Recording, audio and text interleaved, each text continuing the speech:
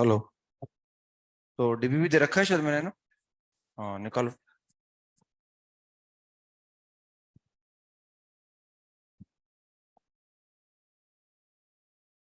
DPP number 22।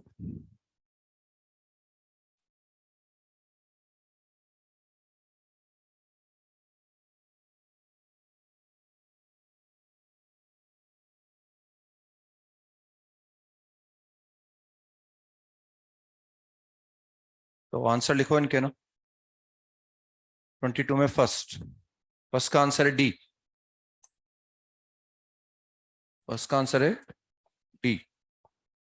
Second का answer है सी। Second का आंसर सी। थर्ड का आंसर है ए। फोर्थ का आंसर ए। फाइव का answer D. Last option D.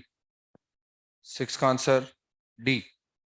क्योंकि ए और बी के बारे में कोई जानकारी नहीं है कि वो रैशनल नंबर है या इंटीजर है, इससे D is the answer. Seven का आंसर है सेवन का आंसर बी आता है मेरे हिसाब से ना। देखते हैं इसमें, मेरे हिसाब से शायद वो पता नहीं। देख तो एन फैक्टोरियल और माइनस के होल पावर एन आएगा बी के अंदर, और बी आंसर आएगा शायद। ये है बी के अंदर, देख लेना एक बार आप। तो एट का आंसर बी, ये पहले भी आया है शायद। नाइन का आंसर ए। 10 का आंसर ए। 11 का आंसर ए।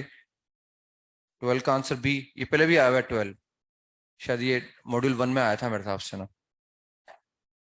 13 का आंसर भी दे रखा है शायद आपको ना, ये भी पहले आया हुआ है अभी, रिसेंटली आया है शायद अभी, है ना, आया ना अभी शायद। 13 का आंसर दे रखा है शायद, नहीं दे रखा? उस वक्त भी शायद दिया हुआ नहीं था, या कहीं आगे पीछे दिया हुआ था, अभी कहीं आया है शायद रिसेंटली डीबीबी के अंदर ही। 13 का आंसर है ए बराबर 5/3 और एल बराबर -2/9। 14 का दे रखा है ना, नहीं दे रखा? 14 का दे रखा है, 15 का प्रूव करना है अपने को ना। तो फर्स्ट में को डाउट डिफरेंशिएट कर दो उसको ना, और डिफरेंशिएट करके जो है वो दो वैल्यू आती है ना, बाउंड्री पॉइंट को तो इंक्लूड कर नहीं रखा, और डिफरेंशिएट करके निकाल लो उसमें ना। इसके बाद सेकंड में को डाउट हो, थर्ड में को डाउट हो, बी इंटू सी आई आ जाता है इसमें। बी इंटू सी निकालेंगे ना हम, तो आई आ जाएगा इसमें, बी इंटू सी बराबर आई। तो फिर हम बी स्क्वायर बी सी का होल स्क्वायर निकालेंगे, वो भी आई आ जाएगा। तो फिर ए इंटू बी सी कितना हो जाएगा? ए हो जाएगा ना। ए इंटू बी सी का स्क्वायर भी ए हो जाएगा। तो बस ट्रेस ऑफ ए निकाल लिया, वो ट्रेस ऑफ ए कितना आ गया? 3 आ गया। फिर वो ट्रेस ऑफ a/2 हो गया, तो ट्रेस ऑफ a/2 का मतलब 3/2। फिर वो ट्रेस ऑफ a/4 हो जाएगा 3/4। बस ऐसे ये इन्फाइनाइट जीबी बन जाएगी, और इस इन्फाइनाइट जीबी का सम निकाल लेंगे ना। 3/1 - 6 आ जाएगा मतलब। 4 में को डाउट हो, वो बाइनोमियल थ्योरम लगा देंगे उसमें ना। और ये जो हमें दे रखा है ए, इसमें ए स्क्वायर की वैल्यू 0 आ जाती है ना, तो उससे आई बराबर वो आ जाएगा ABCD। तो ए बराबर 1, डी बराबर 1, बी और सी 0 आ जाएंगे ना। 5 में को डाउट हो, 6 में को डाउट हो। 6 में वो जानकारी नहीं है अपने को कि ए और बी रैशनल नंबर है या नहीं है। अगर ए और बी रैशनल नंबर होते तो दूसरा रूट फिर 2 + √3 आ जाता है ना, लेकिन हमें दिया हुआ नहीं, क्योंकि इसका एक रूट इरेशनल है। 2 10-15 डिग्रीज 2 - √3, 10-15 डिग्रीज 2 - √3, तो ये रूट इरेशनल है। तो इरेशनल रूट पेयर में तभी आते हैं जब कोफिशिएंट क्या हो? रैशनल नंबर हो। लेकिन हमें ऐसी कोई जानकारी नहीं है कि ए और बी रैशनल नंबर है या नहीं है, सवाल में ऐसी कोई इन्फॉर्मेशन नहीं है, इसलिए हम ये नहीं बोल सकते कि दूसरा रूट 2 + √3 होगा। इसलिए हम ए और बी नहीं निकाल सकते हैं ना, इसलिए हमें बोलना पड़ेगा नन ऑफ दीज। 7 में मेरे हिसाब से तो आंसर बी आ जाता है इसमें ना। तो इसमें हिट एंड ट्रायल लगा लो आप। हिट एंड ट्रायल में यह है कि मैंने के बराबर 2 मान लिया, और 2 बार डिफरेंशिएट कर दो। के बराबर 2 मान लो और 2 बार डिफरेंशिएट कर दो उसको। तो इसमें हमारे पास जो y है हो जाएगा 1/x⁻² - 1। ये ऐसा आ गया हमारे पास। ये तो के बराबर आ गया। अब 2 बार मैं डिफरेंशिएट कर देता हूँ उसको ना। तो अगर मैं एक बार डिफरेंशिएट करूंगा तो -2x/(x² - 1) का होल स्क्वायर आ जाएगा। ये तो देख ही सकते हैं अपन, ये डिफरेंशिएट कर दिया ना। तो जैसे अगर मैंने के बराबर 2 ले रखा है, और अगर मैं n को 1 लेता तो मैं एक ही बार डिफरेंशिएट करता। भाई n ऑर्डर है डेरिवेटिव का, और k कोई फिक्स कांस्टेंट है, के को मैंने 2 मान लिया, एन को 2 मान रहा हूं, मतलब मैं 2 बार डिफरेंशिएट करूंगा, मैं डेरिवेटिव निकालूंगा सेकंड ऑर्डर का। अगर मैं एन को 1 लेता तो मैं यहीं रुक जाता फिर ना, और अगर मैं यहां रुकता तो उन्होंने क्या दे रखा है कि जो nth ऑर्डर डेरिवेटिव है उसके ऊपर क्या है, उसके ऊपर एक पॉलिनोमियल है जिसकी डिग्री कितनी है, n है। लेकिन अगर मैं n को 1 ले लूंगा तो ऊपर 1 डिग्री का क्या आ जाएगा, पॉलिनोमियल आ जाएगा। तो ये 1 डिग्री का पॉलिनोमियल आ गया।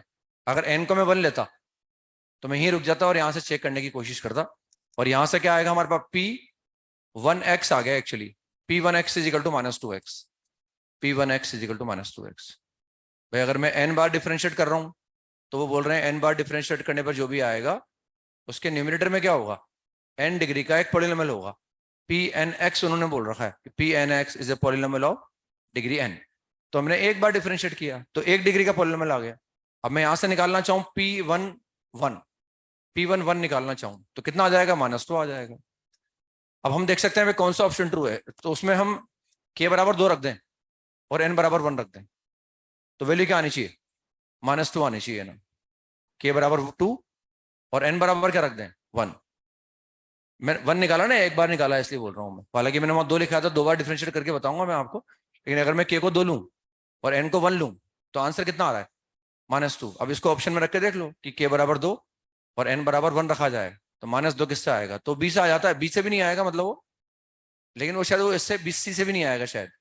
तो वो मेरे हिसाब से इसमें ऐसा लिखा हुआ होगा, वो n फैक्टोरियल माइनस के होल पावर n, ऐसा आएगा वो। अब इसमें n बराबर 1 रख दो और k बराबर 2 रख दो, तो n को अगर मैं 1 लेता हूँ और k को 2 ले रहा हूँ तो -2 इससे मैच कर जाएगा। अब मैं ऐसा करता हूँ कि 2 बार डिफरेंशिएट, वही k को 2 ले रहा हूँ, अब मैंने n को 2 ले लिया तो मैं 2 बार डिफरेंशिएट करूंगा, कर सकते हैं डिफरेंशिएट हम। तो डिफरेंशिएट करने पर मेरे हिसाब से आ जाता है आपकी बात 6x² + 2 अपॉन x² -1 का होल क्यूब। अब ये आ जाता है ना, वो क्वेश्चन रूल लगा दो उसमें ना, और क्वेश्चन रूल लगा दो ऐसे, क्वेश्चन रूल अगर मैं लगाऊंगा तो x² -1 का whole square will remain as such, derivative of -2x is -2, -2x will remain as such. फिर इसको मैं डिफरेंशिएट कर दूंगा तो 2 × x² -1 और इंटू 2x, ये ऐसा आ जाएगा ना। ये इसमें क्वेश्चन रूल लगा दिया मैंने ना, denominator will remain as such, -2x का -2 हो गया, -2x will remain as such, फिर x² -1 के होल स्क्वायर का करूंगा तो 2x² -1 into 2x upon denominator का होल स्क्वायर, तो डिनोमिनेटर का होल स्क्वायर आ जाएगा। अब ऊपर से क्या करो, x² -1 को कॉमन ले लो आप, तो x² -1 को कॉमन लेके काट दिया मैंने, तो डिग्री 3 तो आ जाएगी हमारे पास। x² -1 मैंने कॉमन लिया है तो यहां से हट जाएगा x² -1, और यहाँ पर डिग्री कितनी हो जाएगी, 3 हो जाएगी। यहाँ पर 4 थी, 4 लिखना था मुझे यहाँ ना, 3 हो जाएगी। अब ऊपर देख लो आप, ऊपर कितना आ रहा है, -2x² -+2, फिर ये कितना आ गया, प्लस का 8x², 6x² + 2 अपॉन x² -1 का होल क्यूब आ जाता है ना। अब हम देख रहे हैं 2 बार डिफरेंशिएट किया तो ये 2 डिग्री का पॉलिनोमियल आएगा, आ रहा है 2 डिग्री का पॉलिनोमियल। अब मुझे क्या निकालना है, मुझे निकालना है p21 निकालना है मुझे, वो तो pnx बोल रहे हैं ना, हमने n को 2 लिया तो p2x आ गया, मतलब ना p2x की वैल्यू x बराबर 1 पर कितनी आ गई, 8 आ गई। अब ऑप्शन में रख के देख लो, k बराबर 2 और n बराबर 2, 8 आना चाहिए आंसर है ना, तो 8 इससे से आ जाता है वो ना। लेकिन अगर ये होगा तो आएगा 8, जैसे n को मैंने 2 लिखा, k को -2 लिखा और n को 2 ले लिया तो 8 आ जाएगा। तो मेरे हिसाब से ये होगा n फैक्टर माइनस के होल पावर n, ये आएगा उसमें लिखा हुआ, तब जाके फिर बी करेक्ट आंसर आएगा ना, है ना। देख लेना फिर एक बार और करके देख लेना, अगर आपको दिक्कत आए, लगे कुछ वेरिएशन है तो मुझे बता देना एक बार आपने। मेरे हिसाब से तो ये आना चाहिए ना, n फैक्टोरियल माइनस के होल पावर n। 8 में को डाउट हो, क्वेश्चन नंबर 8 में को डाउट, वो एक डाई फेंक रहे हैं और एक टेट्राहेड्रन फेंक रहे हैं ना, हो गया मेरे हिसाब से ना, यानी 5 6 7 8 9 10 तक आ सकता है ना, 10 से ज्यादा आ नहीं सकता, क्योंकि टेट्राहेड्रन पर 4 से बड़ा नंबर नहीं आएगा, और 5 से वो बोल रहे हैं 5 से कम नहीं आना चाहिए ना, है ना, नॉट लेस देन 5, यानी 5 आएगा तो चलेगा मतलब, है ना। तो 5 के 4 केस बनेंगे, 6 के 4 केस बनेंगे, 7 के 4 केस बनेंगे, 8 के 3 केस, 9 के 2 केस और 10 का 1 ही केस बनेगा ना। तो ये फेवरेबल काउंट कर लेंगे और टोटल जो आएंगे वो 6 × 4 आ जाएंगे, टोटल आ जाएंगे 6 × 4। Number of element in simple space is 6 × 4। इसके बाद नेक्स्ट हम आ गए 9 में को डाउट हो, 9 के बाद 10 में को डाउट हो, तो मिरर इमेज निकाल लेते हैं ऑर्थो सेंटर का, एक एक्यूट एंगल ट्रायंगल में ऑर्थो सेंटर का, कि उसकी किसी साइड के about mirror image circum circle पे लाई करता है और सर्कम सेंटर में दिया हुआ है, तो उस ऑर्थो सेंटर का किसी एक साइड के अबाउट मिरर इमेज निकाल लिए तो सर्कम सर्कल पर आ जाता है ना। इसके बाद नेक्स्ट हम आ गए क्वेश्चन नंबर 12 पर आ गए। 12 में को डाउट हो, ये भी पहले भी आया हुआ है वैसे सवाल है ना, ये सवाल पहले आया हुआ है, आप डीपी में टटोलना, मैंने बताया भी होगा करके आपको। इसमें हमें दे रखा है कि ट्राइंगल की ग्रेटेस्ट साइड क्या होगी, 11 होगी ना, यानी 11 से बड़ी कोई साइड नहीं हो सकती। तो हम जानते हैं ट्राइंगल में दो साइड का सम हमेशा क्या होता है, थर्ड साइड से बड़ा होता है। तो हमने मान लिया एक साइड तो ए है, एक साइड बी है और एक साइड 11 है ना, एक साइड ग्रेटेस्ट है and the third side is and having the integral side length and longest side is 11 unit, सबसे बड़ी साइड ही है ना। अब इनका सम कितना आएगा, 11 से बड़ा आएगा। तो हमें बोल सकते हैं कि जो a प्लस बी है दैट इज ग्रेटर देन 11 और लेस देन इक्वल टू 22, क्योंकि ये भी 11 हो सकता है, ये भी 11 हो सकता है, जिसका अधिक 11 से बड़ा तो हो ही नहीं सकता कोई। मतलब इसको सोल्व करना है अपने को, और साइड लेंथ का मतलब ये सब इंटीजर है, मतलब ये सब नेचुरल नंबर है, तो इसको सोल्व करना है। a plus B less than equal to 22 और ग्रेटर देन इक्वल टू 12, 11 से बड़े का मतलब 12 आ गया होगा। इसमें a और b नेचुरल नंबर है, बस इनके सॉल्यूशन निकाल लो। a प्लस बी बराबर 12, a प्लस बी बराबर 13, a प्लस बी बराबर 14, a प्लस बी बराबर 22। नेचुरल सॉल्यूशन निकालने हैं इनके हमें, नंबर ऑफ नेचुरल सॉल्यूशंस। तो इसके नेचुरल सॉल्यूशन कितने, ये तो काउंट करके पता लगा सकते हैं अपन, क्योंकि वो a और साइड लेंथ है जीरो तो होंगी नहीं, और इंटीजर है मतलब नेचुरल नंबर होंगी, तो a कम से कम 1 होगा, क्योंकि b अधिक से अधिक 11 हो सकता है। तो ये वेरी कर सकता है 1 से लेकर 11 तक में, तो 11 सॉल्यूशन आ गए इसके ना, 11 सॉल्यूशन। फिर हम जानते हैं अधिक से अधिक 11 हो सकता है।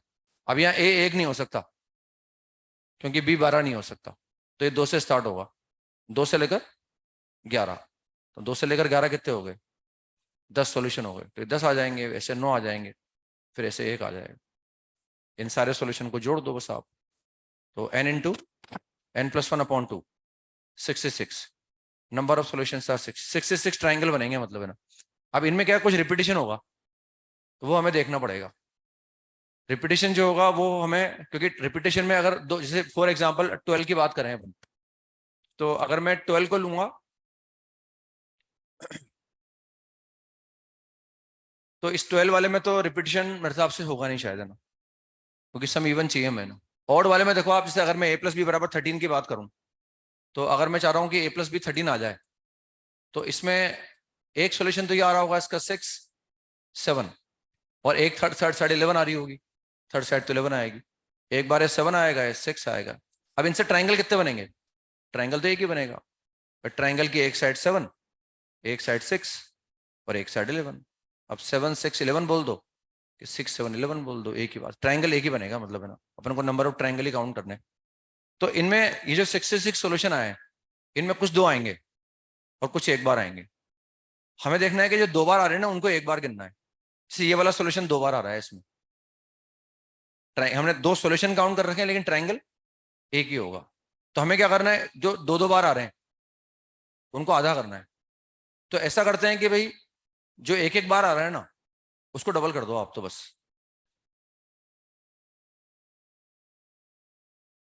भाई ऑड वाले में सारे 2 2 आएंगे, इवन वाले में सब एक एक बार आए। जैसे फॉर एग्जाम्पल अगर हम 12 की बात करें, तो 6 6 11 ये सोल्यूशन एक बार आ रहा होगा, ये एक ही बार आएगा, क्योंकि इन इन 10 इन 11 सोल्यूशन में, इस इक्वेशन के इन 11 सोल्यूशन में ये सोल्यूशन तो एक ही बार आएगा ना। समझ में आ गया। तो ये 12 वाला, ऐसे 10 वाले पर आ जाओ। जब a प्लस बी बराबर 10 होगा तो ये 5 और थर्ड साइड 11 होगी। फिर जब वो 8 होगा तो ये 4 और वो 11 आएगा। फिर जब वो 6 होगा तो 3 3 और वो 11 आ जाएगा। फिर जब वो 4 होगा तो 2 2 और वो कितना आ जाएगा, 11 आ जाएगा। फिर वो 1 1 और 11 आ जाएगा। नहीं नहीं, ये मैंने क्या कर दिया नहीं नहीं, ये तो मैंने उल्टा कर दिया ना, ये मैंने गलत लिखा है ना। सबसे पहले 12 वाले को देखें अपन, मैक्सिमम 12 है ना हमारे पास, नहीं मैक्सिमम 22 है। तो 12 वाले में क्या हुआ, 6 6 वाला आया, 6 6 और थर्ड साइड तो 11 है हमारे पास। फिर हम 14 वाले पर आए, तो 14 वाले में क्या होगा, 7 7 11, ये वाला भी एक ही बार आएगा। फिर हम आ गए 14 वाले पर, 16 वाले पर 8 8, और फिर ये भी एक ही बार आएगा। फिर लास्ट वाला क्या आएगा, 11 11 और 11। तो ये कितने हो गए काउंटिंग में, ये काउंटिंग में हो गए 6। तो ये 6 सॉल्यूशन एक एक बार आएंगे। इन 66 में से ये 6 सॉल्यूशन आएंगे जो एक एक बार ही आएंगे। इनके अलावा 66 में जो सॉल्यूशन बचे हैं वो सब 2-2 बार आएंगे। तो हम या तो क्या करें, इन 66 में से इनको निकाल दें, निकालने के बाद जो बचे हैं उनको आधा करें, फिर इनमें जोड़ दें। क्या जो एक एक बार आ रहे हैं उनको भी डबल कर दो। तो इसमें 6 जोड़ दो आप, ये 6 जोड़ दिए मैंने।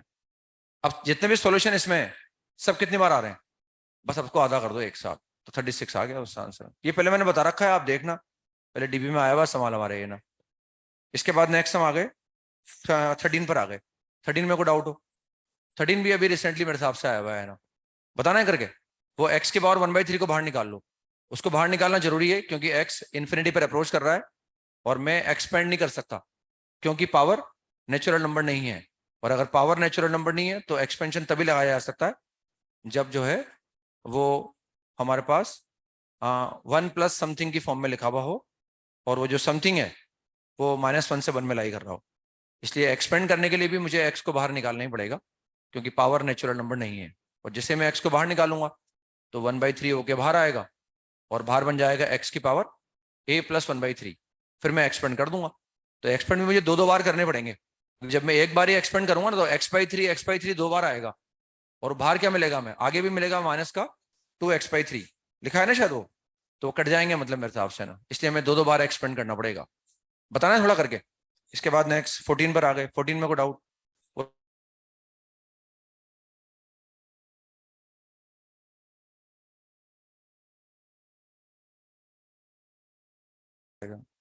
15 में कोई डाउट हो? 15 में कोई डाउट वो तो इंटरचेंज कर लो उसको। मीन दे रखा है हमें a1 a2 a3 का अरिथमेटिक मीन। तो sigma ai upon n equal to कितना आ गया, a आ गया। तो यहां से मैंने सिग्मा ai निकाल लिया। तो sigma ai equal to n into a। ऐसे सिग्मा bi कितना आ गया, sigma bi equal to n into b आ गया। ये हमें दे रखा है ना, यानी a1 + a2 + a3 + an बराबर n इंटू a, क्योंकि उनका मीन दे रखा है अपने को। ऐसे एक इन्फॉर्मेशन और है हमारे पास कि ai + bi equal to 1, ai + bi equal to 1, ये हमें दिया हुआ है ना। तो इसमें क्या कर सकता हूं मैं, अगर ai + bi 1 के बराबर है तो इससे मैं बोल सकता हूं कि a1 + b1 कितना आएगा, 1 के बराबर। a2 + b2 किसके बराबर आएगा, 1 के बराबर। a3 + b3 किसके बराबर आएगा, 1 के बराबर। और an + bn किसके बराबर आएगा, ये भी 1 के बराबर आएगा। अब इन सबको जोड़ दो आप, तो इन सबको जोड़ देने से क्या आएगा, सिग्मा ai और सिग्मा bi। तो this is sigma ai + sigma bi is equal to n। And what is sigma ai, n into a। Sigma bi is n into b। तो यहां से a + b बराबर 1 आ जाएगा, a + b बराबर 1। ठीक है, अब हमें वो प्रूव करना है।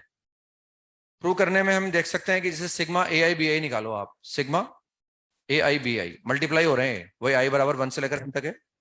और वो प्रूव करने के लिए उसको मैंने इधर लेके आ गया इंटरेस्टिंग, ताकि वो आसान रहेगा ऐड करना हमारे लिए। और वो प्लस सिग्मा कितना है हमारे पास, ai - a का होल स्क्वायर, ai - a का होल स्क्वायर। ये हम कैलकुलेट कर लेते हैं ना और दिखा देंगे कि n इंटू बी के बराबर आ रहा है। अब इसमें हमें n इंटू बी के बराबर लाना है, तो इसलिए हमें एक तो ये दे रखा है कि सिग्मा ai bi बराबर 1 है। यहाँ सिर्फ ai वगैरह ही है हमारे पास, तो मैंने यहाँ से bi को हटा दिया। तो सिग्मा ai और इसको 1 - ai लिख लो आप। और ये चल ही रहा है सिग्मा, इसको एक्सपेंड कर दो तो ai का स्क्वायर, ये ai का स्क्वायर आ जाएगा माइनस का 2a into ai N plus a square, ये आ जाएगा। ये ऐसा आ गया ना। यहां भी सिग्मा को अलग अलग लगा दो, ये कितना हो जाएगा, sigma ai minus sigma ai का स्क्वायर। और बाकी ये लिखा हुआ है, यहां भी सिग्मा को अलग अलग अप्लाई कर दो, सिग्मा ai का स्क्वायर। अब सिग्मा आई पर लगा हुआ है, वेरिएबल आई, तो जिसमें आई होगा वो बाहर नहीं निकल सकता। तो मैंने क्या करा, यहां से माइनस का 2a बाहर निकाल लिया, माइनस का 2a और सिग्मा ai। और ये सिग्मा जब a स्क्वायर पर लगेगा तो वहां तो आई है नहीं, यानी a स्क्वायर कितनी बार जुड़ेगा, n बार जुड़ेगा, तो आएगा n इंटू a स्क्वायर आ जाएगा ना। ये हमें कैलकुलेट करना है और ये दिखाना है कि this is equal to n a b। तो इसमें देखो अब यहाँ पर यह है कि ऐसे ये हट जाएगा यहाँ से, ये तो हट जाएगा यहाँ से ना। और what is sigma A I? Sigma A I is basically N into A, तो that is N into A minus, ये माइनस टू ए की जगह माइनस टू ए लिखा हुआ है। और what is Sir, sigma A board I? is not visible. N into A, Sir, N board into A, is not visible. तो N into A आ गया ना। आवाज बंद करके रखा करो उसकी, है ना। तो ये माइनस का टू ए कितना आ गया? एन इंटू ए आ गया। और यहाँ कितना आ गया? प्लस एन ए स्क्वायर आ गया। This is N A square. बस यहाँ तक आ गए। अब ये दिखाना है हमें एन इंटू ए भी दिखाना है अपने को। तो एन और ए तो कहीं ना कहीं लग रहा है आ जाएगा, बी नहीं आएगा इसमें ना। तो देखते हैं इसमें ना, दिस इज माइनस का two N into A, minus का टू एन ए स्क्वायर और प्लस एन ए स्क्वायर। तो ये आ गया एन इंटू ए माइनस का N into A square. N into A मैंने कॉमन ले लिया, one minus A. What is one minus A? One minus A is B, तो एन ए बी आ जाएगा। मतलब अभी तो क्या है लॉजिक इसमें तो यही होता है, लाना है बस कैसे भी करके आपको, भिड़ जाओ इससे तो और क्या है ना, लाना होता है। इसमें तो कोई लॉजिक है नहीं, बस ये दे रखा है इसको लगा दो। सिग्मा एग्मा जानते हैं अपन, और बराबर लाके दिखाना है। वो दिमागी कसरत का इस्तेमाल करवा रहे हैं बस वो ना। तो मैट्रिक्स पर आ जाते हैं हम। मैट्रिक्स के अंदर एक्सरसाइज 3 का पार्ट 1 क्वेश्चन नंबर 6 से स्टार्ट करेंगे बनना, 6 से 10। तो एक्सरसाइज 3 का पार्ट 1 क्वेश्चन नंबर 6 में कोई डाउट हो? क्वेश्चन नंबर 6 में कोई डाउट? क्वेश्चन नंबर 6 में कोई डाउट? 6 के बाद 7 में कोई डाउट? 7 में कोई डाउट? 7 के बाद 8 में कोई डाउट? 8 में तो खोल दो उसको, क्या है, क्या बताऊं उसमें, बताओ, रख के देख लो। ऑप्शन नहीं आ रहा तो भाई 4 ऑप्शन है, नन ऑफ दीज भी नहीं है, रख के देख लो, या तो और क्या करूं, कौन सा सेटिस्फाई कर रहा है। वरना फिर आसान करो उसको ना। आसान करने के लिए R3 में से R2 को माइनस कर दो, R2 में से R1 को माइनस कर दो, उसके बाद फिर R3 में से R2 को माइनस कर दो, फिर कुछ कॉमन आ जाएंगे, और फिर लास्ट के तीनों रो में सारे एलिमेंट 1 1 आ जाएंगे, फिर कॉलम में से कॉलम को माइनस कर दो, आसान हो जाएगा भाई। ये तो करना है और क्या करना है अपने को भैया। तो हिट एंड टाइल लगा दो, क्योंकि ऑप्शन में सारे न्यूमेरिकल वैल्यू है, रख के देख लो आप भाई वो सेटिस्फाई कर रहा है क्या। या ये अप्लाई करते जाओ आप, R3 goes to R3 minus R2, फिर अप्लाई कर दो R2 goes to R2 minus R3, R2 minus R1, ये अप्लाई कर दो इसमें, उससे एलिमेंट हट जाएंगे और कुछ कम हो जाएंगे। तो इसमें कितना आ जाएगा, जैसे यहाँ ये लिख देंगे अब इसमें ना, ये अप्लाई कर दो। R3 में से R2 को माइनस कर रहा हूं मैं, तो अल्फा स्क्वायर गया, 9 में से 4 गया तो 5 बचा, और वो कितना आ गया 5 प्लस 4 2 अल्फा आ गया। यहाँ आएगा 6 अल्फा, वहां आएगा 2 अल्फा आ गया ना। फिर हम यहाँ देख रहे हैं, अगेन 9 में से 4 गया तो 5 बचा, और फिर वापस कितना बचा, क्या आएगा 4 12 आएगा, और वो 8 आएगा, तो 4 अल्फा आ जाएगा। फिर यहाँ पर ऐसा आ गया, 9 में से अगेन 4 गया तो 5 बचा, प्लस यहाँ कितना आएगा 18, और वहां आएगा 12, तो 6 अल्फा, ये ऐसा आ गया।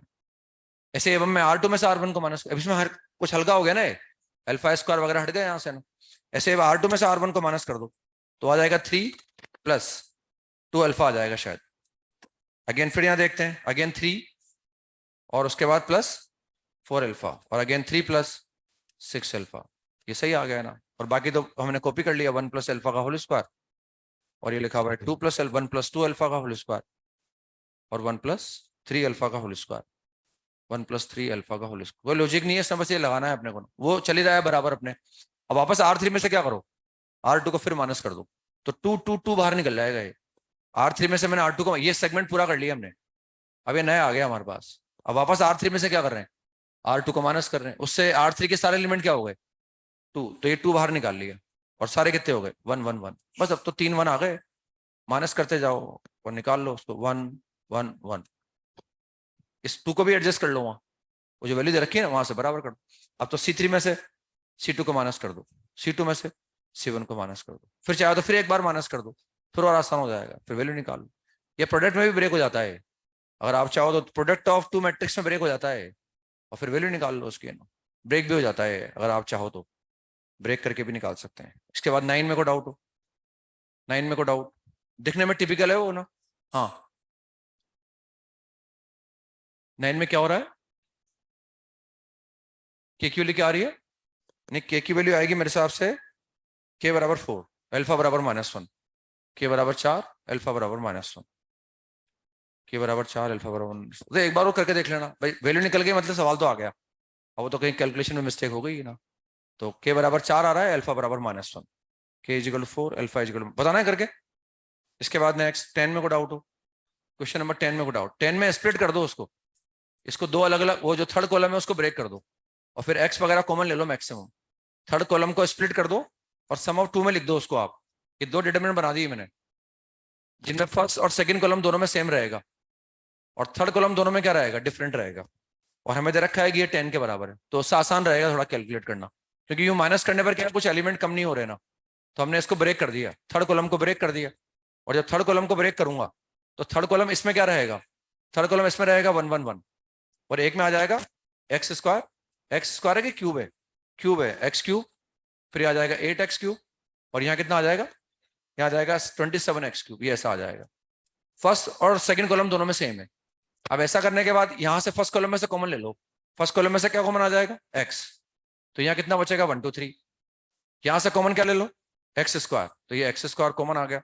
अब यहाँ कितना बचा, यहाँ बचा 149, और यहाँ 1 1 1 चल ही रहा है हमारे पास।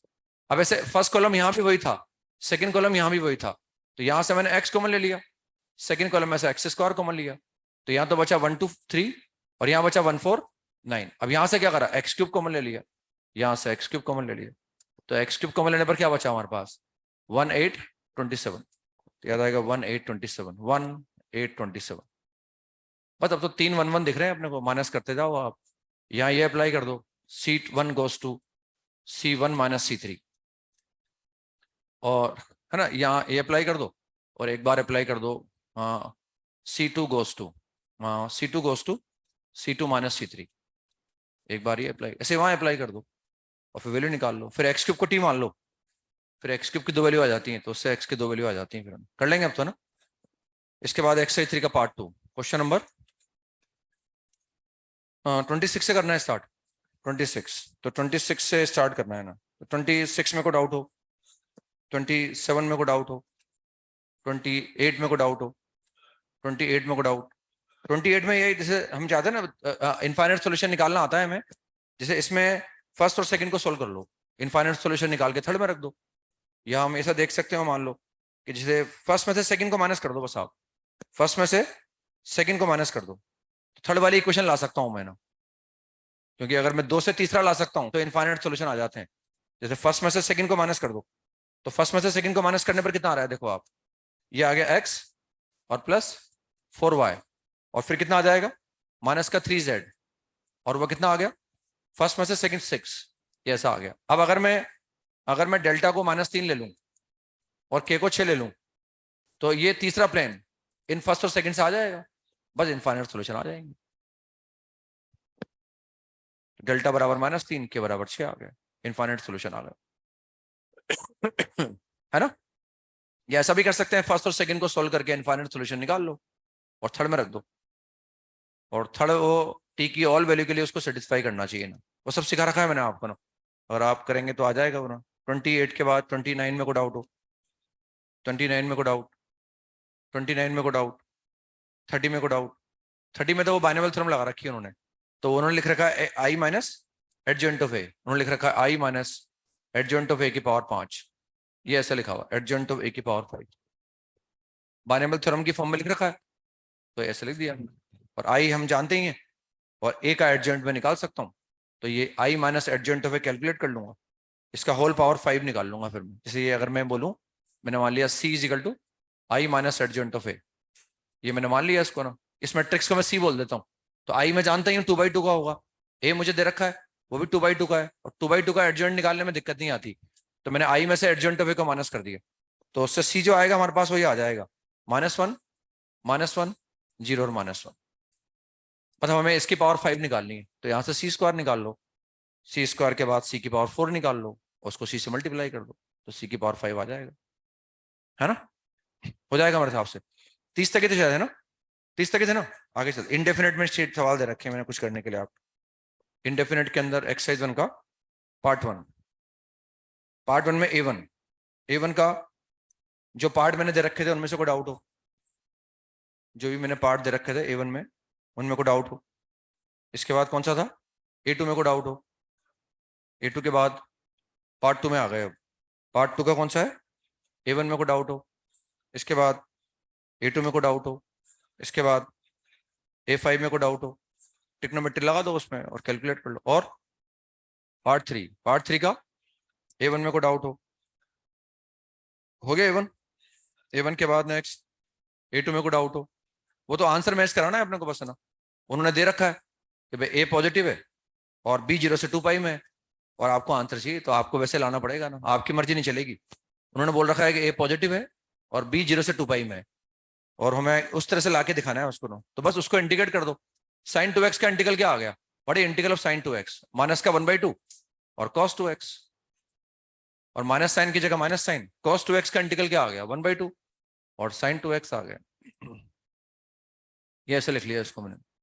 अब सबसे पहली बात, हमें साइन की फॉर्म में चाहिए और मुझे A पॉजिटिव चाहिए, तो मैंने क्या करा, यहां से 1/√2 बाहर निकाल लिया, 1/√2, और मैंने माइनस 1/√2 को अंदर रहने दिया, तो माइनस का 1/√2, ये साइन 2x माइनस का 1/√2 और cos ऑफ 2x, ये मैंने इसको ऐसे लिख दिया। अब साइन है cos भी प्लस cos से साइन भी बनाना है अपने को, है ना, साइन है cos भी प्लस cos से साइन भी, और उसके लिए हम ये माइनस का 1/√2 देख रहे हैं, तो साइन cos दोनों नेगेटिव कहाँ होते हैं? थर्ड क्वाड्रेंट में। 5π/4 ले लो उसको बस, 5π/4 ले लो, तो 1/√2 की जगह 1/√2 आ गया, ये आ गया साइन 2x और cos of 5π/4 and plus cos of 2x and sine of 5π/4, ये ऐसा आ जाता है, मतलब साइन है cos b प्लस cos से साइन भी बन गया ना, तो a बराबर 1/√2 and b is equal to 5π/4, b is equal to 5π/4 ना, मतलब b का मतलब, हाँ, b इज इक्वल टू 5π/4, तो मुझे b बाई पाई चाहिए, तो उसको कैलकुलेट करके निकाल लेंगे। और कौन सा है? b1 में कोई डाउट हो गया ना, यही थे बस, तो आगे चलते हैं हम। तो कहां तक आगे थे हम? हाँ, क्वेश्चन दिया था एक, अच्छा, हो गया वो। हाँ, तो ट्रिग्नोमेट्री का सवाल है, वो तो प्योर, वो तो ट्रिग्नोमेट्री का सवाल है बस, है ना। तो ये लिखा हुआ था cos of 5x and plus cos of 4x, और नीचे लिखा था 1 माइनस 2 cos 3x, इसको इंटीग्रेट करना है मैंने। तो सब cos में है और तीनों एंगल अलग अलग हैं, तो ऊपर लगा दो cos c plus cos d, है ना। तो cos c plus cos d में दोनों cos आएंगे, दोनों के दोनों को, एक आएगा 9x/2 और एक आएगा x/2। अब ऊपर दोनों cos आएंगे, तो नीचे वाले को भी, ये जो cos है इसको भी cos में कन्वर्ट कर लो, इसको भी cos में। जैसे या तो मैं पहले ऊपर लगा देता हूं, ऊपर लगाऊंगा तो क्या आएगा, 2 cos c plus d/2 9x/2 और cos of c minus d/2, ये ऐसा आ गया ना।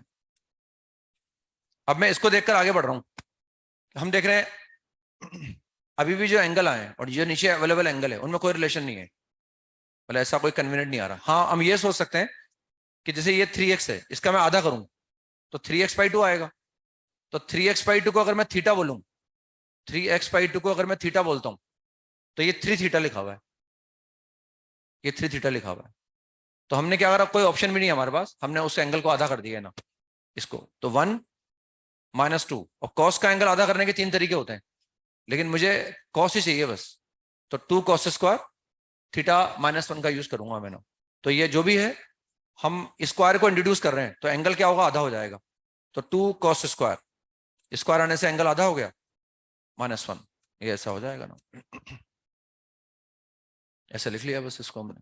अब ऐसा लिखने के बाद ये कितना आ गया, यहां पर आ जाएगा हमारे पास, this is 2 times cos of 9x/2, cos of 9x/2 क्या आ जाएगा, cos of 9x/2, 9x/2 into cos of x/2 and that is equal to this is अब देखो ये कितना आएगा, ये आएगा हमारे पास 3 माइनस 4 cos स्क्वायर 3x/2 आएगा ना। और हमें दिख रहा है कि 3x/2 का थ्राइज, यानी अगर ये थीटा है ना तो ये 3 थीटा है ना, तो मुझे इसको 3 थीटा बनाना है, या तो इसको मैं 3 थीटा बनाऊं ताकि मेरे पास नीचे एंगल कितना आ जाए, 9x/2 आ जाए, या ऊपर वाले 9x/2 को 1/3 करूं ताकि नीचे वाला एंगल 3x/2 बने। दोनों ऑप्शन मेरे पास हैं, मैं दोनों काम कर सकता हूं।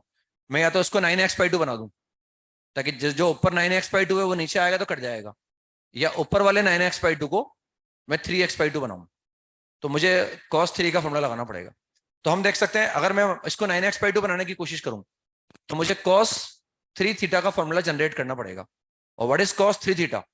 4 cos³ थीटा माइनस का, तो मुझे माइनस साइन बाहर निकाल लेना चाहिए यहां से ना। मैंने यहां से माइनस साइन बाहर निकाल लिया और ये कितना बन गया 4 cos² 3x/2 -3 बन गया। अब अगर मुझे नीचे 4 cos³ 3x/2 माइनस का 3 cos 3x/2 मिल गया अगर, तो वो क्या बनेगा cos 9x/2 बनेगा। तो मेरे को क्या चाहिए यहाँ पर cos 3x/2 चाहिए, तो ये cos 3x/2 लेके आ जाओ आप, तो ये लेके आ गया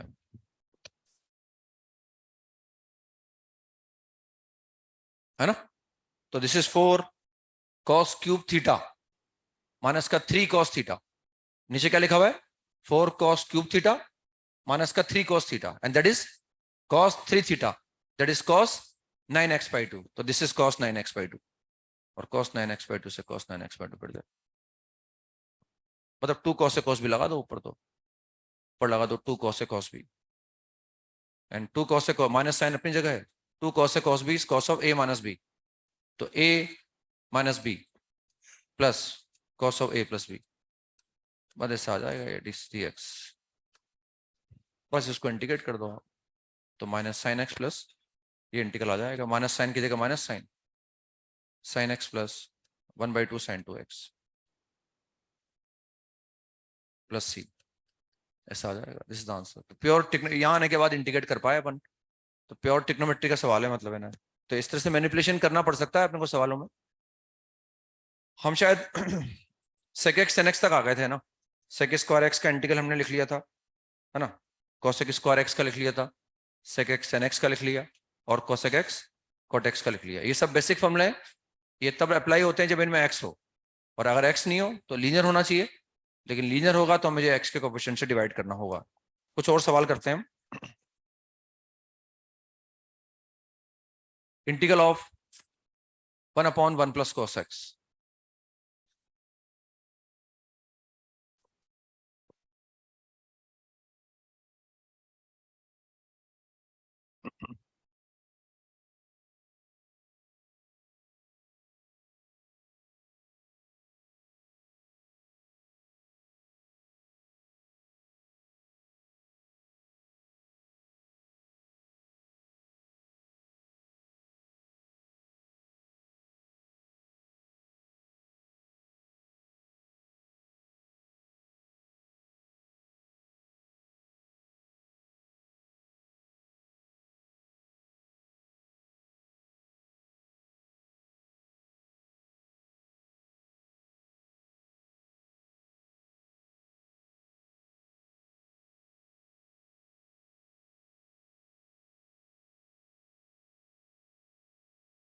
तो what is 1 plus cos 2 cos square, but वो cos स्क्वायर ऊपर जाएगा sec स्क्वायर बन जाएगा, और sec स्क्वायर का इंटीग्रल हम जानते हैं, तो इसको लिख लिया i is equal to 1 plus cos का मतलब होता है 2 cos square, this is 2 cos square के आने से क्या होगा एंगल आधा हो जाएगा, तो x/2 बन गया ना dx, 1/2 को मैंने 1/2 लिखा, and that is equal to sec square x/2, sec square x/2। अब sec स्क्वायर का एंगल x तो नहीं है लेकिन लीनियर है, तो मुझे x के कोएफिशिएंट से डिवाइड करने के लिए तैयार रहना पड़ेगा। तो 1/2 मेंटेन है, integral of sec square is 10, angle को कॉपी कर लो। अब x का कोएफिशिएंट क्या है हाफ, हाफ से मुझे डिवाइड करना है, या तो हाफ से डिवाइड कर दो या हाफ के रेसिप्रोकल से मल्टीप्लाई कर दो, तो या तो डिवाइड कर दो या उसके रेसिप्रोकल से मल्टीप्लाई कर दो, plus c, therefore the answer is 10x/2 plus c। हम ऐसा भी कर सकते थे, इसको 1 माइनस cos x से ऊपर नीचे मल्टीप्लाई कर दें, इसको 1 माइनस cos x से ऊपर नीचे मल्टीप्लाई कर दें, तो ये आ गया integral of 1 minus cos x upon 1 minus cos square x। What is 1 minus cos square x? sin square x। इसको अलग अलग कर दो, what is 1 upon sin square x? cosec square x dx, और एक बार क्या आ गया, एक बार आ गया cosec x cot x, से लिख रहा हूं ना, एक बार आ जाएगा cosec x cot x। भाई हमने 1 माइनस cos x से क्या करा, ऊपर नीचे मल्टीप्लाई कर दिया, तो क्या बचा cos x upon sine square x, तो कॉस अपॉन साइन तो कॉट हो गया, एक साइन नीचे बचा तो उससे कोसेक एक्स आ गया। तो ये अब दोनों के इंटीग्रल जानते हैं हम। तो integral of cosec square x minus का कॉट एक्स, और इसका इंटीग्रल क्या होता है, माइनस का कोसेक एक्स। तो इसका माइनस कोसेक एक्स आएगा, लेकिन यहाँ माइनस साइन है तो क्या हो गया, वो प्लस कोसेक एक्स हो गया ना, उसको प्लस वाले को पहले लिख दिया मैंने, और इसका माइनस कॉट एक्स आएगा ना। आंसर दिखने में अलग अलग लगेंगे, वहां आंसर 10x/2 आया था, यहाँ आंसर ये आएगा। तो अब दिखा सकते हैं अपन चाहे तो, साइन कोस में कन्वर्ट कर दो उसको। तो साइन कोस में कन्वर्ट करने पर कितना आ गया, 1 minus cos x upon sine x. और ये तो रट रखा है हमने, क्या होता है 10x/2, हमने रट रखा है 1 minus cos 2x upon sine 2x, वो 10x होता है ना, तो ये 10x/2 आ जाएगा। तो इसे दिखाना पड़ेगा, ऐसा आंसर दिखने में अलग अलग आ सकते हैं तरीका चेंज करने के बाद, तो उसके लिए तैयार रहना पड़ेगा अपने को। हो सकता है हमारा दिमाग ऐसे चले, आंसर ऐसे दे रखा हो सकता है ऐसे चले, तो मैनिपुलेट कर सकते हैं, मतलब कोई इसी चिंता की बात नहीं है, धीरे धीरे सब आ जाता है अगर अपन कोशिश करते हैं तो ना। तो यहाँ तक आ चुके थे अपन, है ना।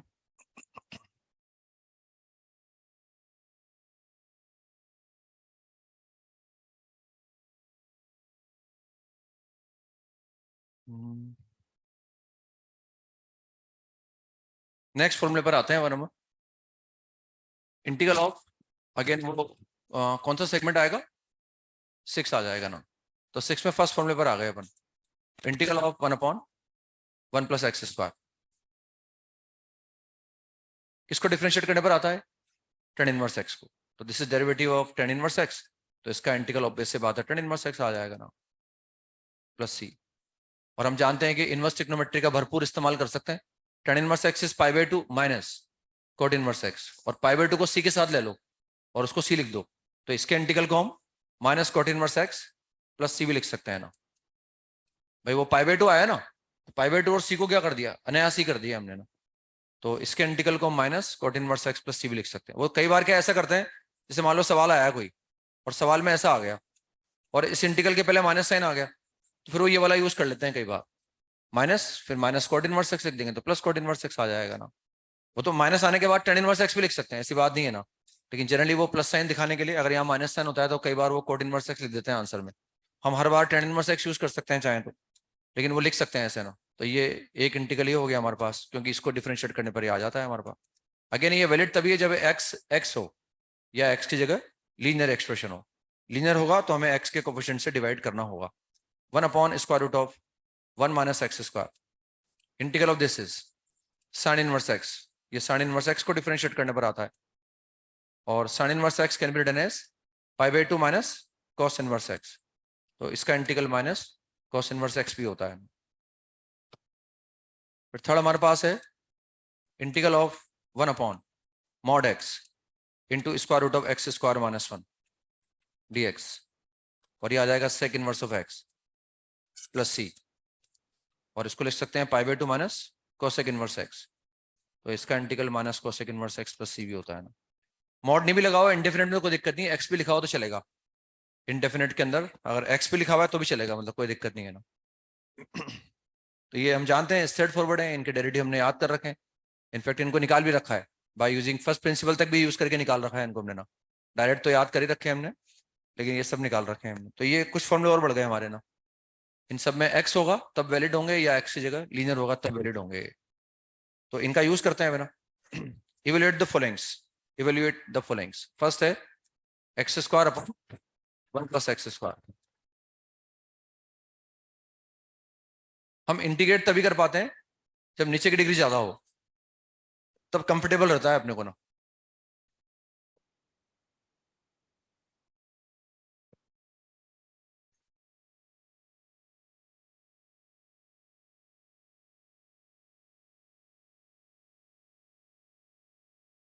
हो गया, बस एक जोड़ दो और एक माइनस कर दो,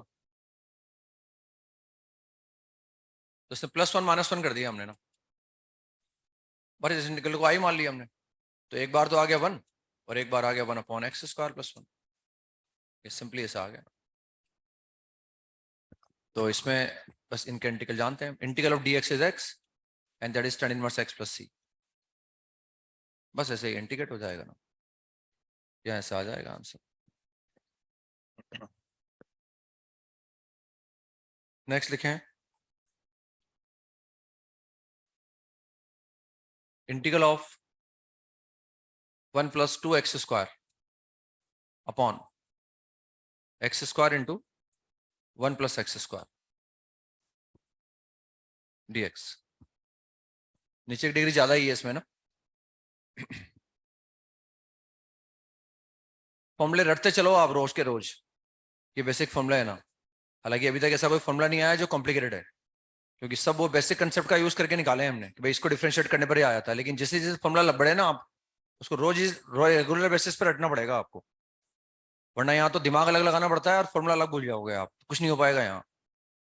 और डिफरेंशिएशन में चलो कुछ भी नहीं, सब रटा हुआ है अपने को ना, और रूल रेगुलेशन बहुत सारे हैं तो दिक्कत नहीं आती है ना, कैसे न कैसे करके आंसर आ जाता है। हो गया। तो इसमें अलग अलग कर दो उसको, 2x² को 1 + x² कर दो, तो i इज इक्वल टू ये हो जाएगा 1 + x² + x², और ये लिखा हुआ ही है x² इंटू 1 + x²। अलग अलग कर दो उसको ना।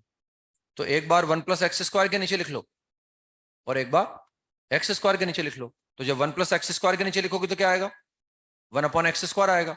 उसको x की पावर -2 लिख लूंगा मैं, उसमें लगा दूंगा पावर फॉर्मूला। और एक बार x² के नीचे लिखूंगा, तो जब x² के नीचे लिखूंगा तो क्या आएगा, 1 + x² आ जाएगा। x² के नीचे लिखूंगा तो ये आ जाएगा। बस इसमें पावर फॉर्मूला लगा दूंगा और वो स्ट्रेट फॉरवर्ड जो है हमारे पास हो जाएगा ना। इसमें ये नेगेटिव आएगा क्योंकि नई पावर कितनी आएगी, -1, और उसके रेसिप्रोकल क्या होगा, -1, उससे मुझे मल्टीप्लाई डिवाइड करना पड़ेगा या मल्टीप्लाई करना पड़ेगा।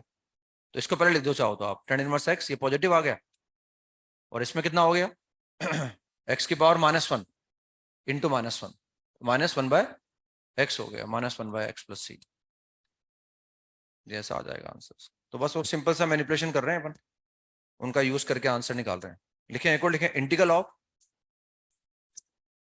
x² plus cos² x upon x² + 1 into cosec² x into cosec² x।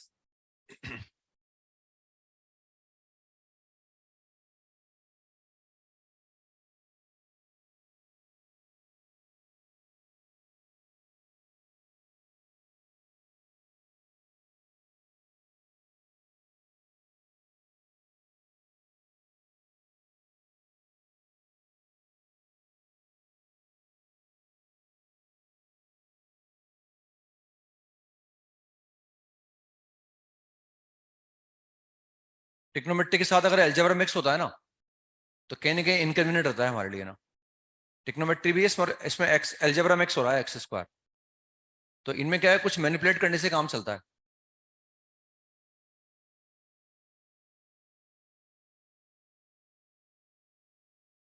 cosec² से कोई दिक्कत नहीं है, नीचे x² + 1 है, उससे भी कोई दिक्कत नहीं है, ऊपर जो लिखा हुआ है वो इनकन्वीनियंट है। हो गया। तो या तो क्या करो, नीचे x² + 1 है, इसमें एक जोड़ दो, एक हटा दो, x² + 1 -1, तो हमने ऐड किया और माइनस कर दिया। या वो लाने के लिए इसको भी लिख सकते हैं, 1 - sin² x, ऐसा भी कर सकते हैं ना, 1 - sin² x भी लिख सकते हैं, ताकि वो 1 आ जाएगा x² के साथ। या वो नहीं दिख रहा हो तो उसमें जोड़ दो, घटा दो, भाई x² + 1 -1 कर दो, ऐसा भी कर सकते हैं अपन। तो i इज इक्वल टू, तो ये x² की जगह x² आ गया, प्लस इस cos² को लिख दिया मैंने 1, ताकि 1 भी इंट्रोड्यूस हो गया, और माइनस का sin² x आ गया। ये तो यहाँ आ गया हमारा, नीचे लिखा हुआ है x² + 1 और यहाँ पर लिखा हुआ है cosec² x। तो ये जो cosec² x है, तो ये पूरे एक्सप्रेशन से मल्टीप्लाई हो रहा है। यहीं इसको पहले इंडिविजुअली कैलकुलेट कर लो आप। ये x² + 1 upon x² + 1, 1 minus sin² upon this, तो sin² x अपॉन x² + 1, और ये किससे मल्टीप्लाई हो रहा है, cosec² x से। मतलब cosec² को मैं इससे मल्टीप्लाई कर दूंगा और एक बार उससे मल्टीप्लाई। तो जब cosec² इससे मल्टीप्लाई होगा तो क्या बनेगा, integral of cosec² x, integral of cosec² x dx। और जब ये इससे मल्टीप्लाई होगा तो we get integral of 1/1 + x²। बस अब दोनों के इंटीग्रल जानते हैं हम, तो इसका इंटीग्रल क्या आ गया, माइनस का cot x, और इसका इंटीग्रल आएगा -tan−1x + c। तो ऐसे इनको मैनिपुलेट कर लो आप। लिखो, एक और लिखो आप,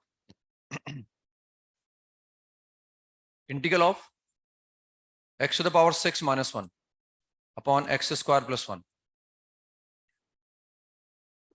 x to the power 6 minus 1 upon X square plus 1।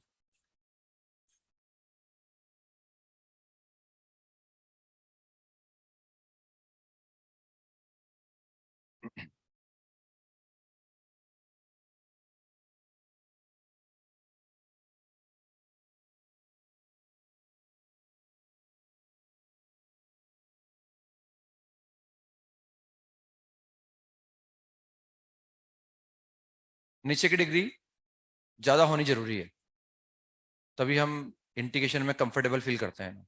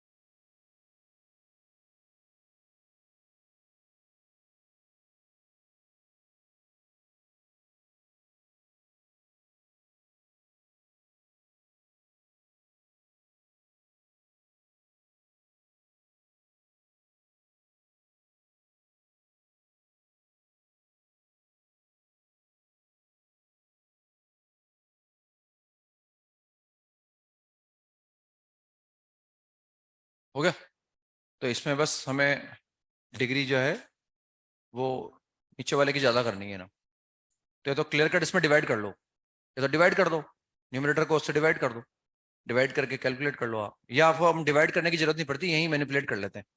तो ऐसे समझ रहे हैं ये ए प्लस बी लिखा हुआ है, तो ऊपर हमें ए क्यूब प्लस बी क्यूब चाहिए, क्योंकि ए क्यूब प्लस बी क्यूब का एक फैक्टर क्या आएगा, ए प्लस बी आएगा, यानी इसको ए बोल रहे हैं हम, ए प्लस बी लिखा हुआ है नीचे, और अगर मैं इसको ए बोल रहा हूं तो ये ए क्यूब लिखा हुआ है। तो अगर ये प्लस 1 होता ना तो फटाफट एक्स स्क्वायर प्लस 1 कट जाता। देखो अगर ये एक्स होता है एक्स की पावर 6 प्लस 1, तो मैं इसको ऐसे फिल कर लेता, ए क्यूब प्लस बी क्यूब, मैं इसको ऐसे फिल कर लेता। अगर वो -1 की जगह +1 होता तो मैं ऐसे फिल करता है इसको। अब ये ए क्यूब प्लस बी क्यूब हो गया, तो इसके फैक्टर क्या होते हैं, ए प्लस बी, फिर ए स्क्वायर बी स्क्वायर माइनस का ए इंटू बी। अगर न्यूमिनेटर में -1 की जगह +1 होता तो फटाफट मेरे माइंड में फैक्टर आ जाते, और ये न्यूमिनेटर होता और डिनोमिनेटर कट जाता, और इसको मैं इंटीग्रेट कर देता ना। तो हम चाह रहे हैं भाई ये है ना डिग्री कम हो जाए इसकी, तो हम ऊपर क्या करें, -1 को क्या बना दें, +1 बना दें, -1 को +1 बना दें बस हम। तो ये आ गया I is equal to X to the power 6 +1 -2 कर दिया हम। बस उसके बाद तो समझ में आ ही गया अब आपको क्या करना है ना। अब तो दिख ही रहा है, मैंने करके दिखाई दिया आपको ना, ए क्यू प्लस बी क्यू हो गया, तो इसको फैक्टराइज करके लिख दिया हमने एक बार, साइड में दिखा दिया, मतलब ने एग्जाम में भी इसे साइड में दिखा दो चाहो तो, ताकि बार बार वो साइन ऑफ इंटीग्रल डीएक्स वगैरह निकालने की जरूरत नहीं पड़ेगी। तो इससे कितना आ गया, एक्स स्क्वायर प्लस 1, ये तो ए प्लस बी हो गया, ए स्क्वायर प्लस का बी स्क्वायर माइनस का ए इंटू बी, -2 आगे लिखा हुआ है, और नीचे आ जाएगा एक्स स्क्वायर प्लस 1 dx। पर इसको अलग अलग कर दो वो अपना, ये कट जाएगा यहाँ से। तो I is equal to integral of X to the power 4 minus का एक्स स्क्वायर प्लस 1 dx, -2 को मैं बाहर निकाल लूंगा, and what we get 1/1 plus X square dx। बस अब तो ये तो पॉलिनोमियल है, पावर फॉर्मूला लगा दूंगा इनमें तो, और वो tan इनवर्स x बन जाएगा। लिख लेंगे अब तो आंसर है ना। हम ऐसे डिवाइड करके भी निकाल सकते हैं, ऐसे भी सोच सकते हैं अपन, भाई हमें डिवाइड करना है एक्स टू द पावर 6 को एक्स स्क्वायर प्लस 1 से, तो आता है डिवाइड करना, वो डिवाइड करके भी निकाल सकते हैं अपन, लेकिन वो ऐसा कभी करते नहीं, क्योंकि उससे काम चल जाता है हमारा, मैनिपुलेट हो जाता है ना। तो ये पहले हम क्या करेंगे, एक्स की पावर 4 लिखेंगे, तो यहाँ से एक्स की पावर 6 आएगा, फिर ये प्लस एक्स की पावर 4 बन जाएगा। अब इसके बाद सब्ट्रैक्ट कर देते हैं इनको, सब्ट्रैक्ट कर दो या पहले साइन चेंज कर दो, उसके बाद ऐड कर दो, तो ऐड करने पर हट जाएगा, what we get -x to the power 4 -1 आ गया। डिवाइड अभी भी कर सकते हैं हम, उसके लिए हमें माइनस एक्स स्क्वायर लिखना होगा। फिर यहाँ कितना आएगा, minus X to the power 4, minus X to the power 4 आ जाएगा। सही डिवाइड कर रहा हूँ ना, और एक्स टू द पावर 4 के बाद वो कितना आएगा, माइनस एक्स स्क्वायर आ जाएगा। माइनस एक्स स्क्वायर को मैंने यहाँ लिख दिया। फिर सब्ट्रैक्ट करेंगे या इनका साइन चेंज कर देंगे और उसके बाद ऐड कर देंगे तो फ्री हट जाएगा। And what we get, X square minus 1। अभी भी लेकिन वहां एक्स स्क्वायर है, फिर मैं यहाँ +1 कर सकता हूँ। अब कितना आ गया, एक्स स्क्वायर और +1 आ गया। फिर सब्ट्रैक्ट कर दो या साइन चेंज करके ऐड कर दो, व्हाट वी गेट, -2, है ना। ये ऐसा आ गया ना। अब क्या लिख सकता हूं मैं, हमने डिवाइड किया, इसको क्या लिख सकता हूं, therefore x to the power 6 -1 upon X square +1 को क्या लिख सकता हूं, कोशेंट। कोशेंट तो कितना आ गया, x to the power 4 minus का X square +1 plus remainder upon divisor. ऐसे लिखते हैं ना, तो ये आ गया, देखो वैसा का वैसे। लेकिन उससे बेटर वही है, फटाफट वो ऐड सब्ट्रैक्ट कर दिया हमने, फील कर लिया कि नीचे a+b लिखा हुआ है तो ऊपर a³ + b³ आना चाहिए, वरना वो डिग्री कम हो गई है ना भाई। यहाँ तो डिनोमिनेटर है ही नहीं, अब यहाँ डिनोमिनेटर की डिग्री क्या हो गई, ज्यादा हो गई, और न्यूमरेटर की डिग्री कम हो गई। तो अल्टीमेटली वो हम जब भी हम इंटीग्रेट कर पाते हैं तो कंफर्टेबल तभी फील कर पाते हैं जब डिनोमिनेटर की डिग्री ज्यादा हो, तभी अपन इंटीग्रेट करने के फॉर्म में आ पाते हैं ना। आगे चलते हैं मैडम, नेक्स्ट आते हैं हम टेक्निक्स ऑफ इंटीग्रेशन। तो ये जितने बेसिक फॉर्मूले थे ये सब देख लिए हमने ना, सारे के सारे बेसिक फॉर्मूले थे। अभी हम साइन का इंटीग्रल जानते हैं, कॉस का जानते हैं, टेन का इंटीग्रल नहीं जानते अभी अपन। Sine cos sec square, cosec square, sec square का जानता हूं मतलब टेन स्क्वायर का भी काम चला लूंगा। कोसेक स्क्वायर का जानता हूं मतलब कॉट स्क्वायर का भी काम चला रहा हूं। सेक एक्स टेन एक्स जानता हूं और एक cosec X cot X. X की पावर n का जानता हूं, 1/x का जानता हूं, और उसके बाद जो है मैं एक्सपोनेंशियल का जानता हूं, a की पावर x, e की पावर x, इन सब के इंटीग्रल जानता हूं मैंने। अब आते हैं अपन टेक्निक्स ऑफ इंटीग्रेशन पर। सिर्फ इन बेसिक फॉर्मूलों से काम नहीं चलता है ना, हमें कुछ टेक्निक भी इस्तेमाल करनी पड़ती है ताकि हम इंटीग्रेट कर पाए। टेक्निक्स ऑफ इंटीग्रेशन, इसमें फर्स्ट टेक्निक है सब्स्टिट्यूशन।